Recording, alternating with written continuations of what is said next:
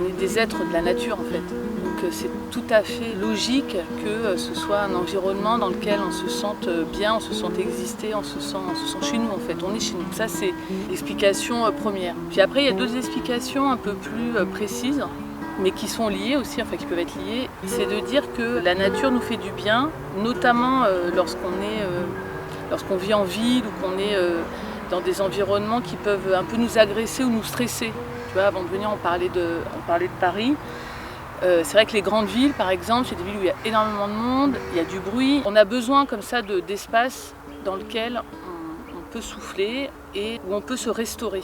C'est-à-dire restaurer nos ressources psychologiques et notamment nos ressources attentionnelles.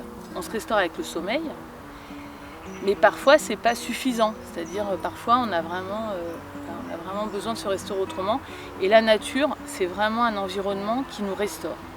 Dès qu'on est dans une nature bienveillante, par exemple comme ici dans ce parc, bon, si on est en plein désert, qu'on n'a pas d'eau, bon là bien sûr on a un petit peu mal. Si tous nos besoins physiologiques, nos besoins primaires sont assouvis, la nature, ça devient un lieu dans lequel on n'a pas besoin de faire beaucoup d'efforts attentionnels et c'est pas un lieu qui va nous demander beaucoup de ressources.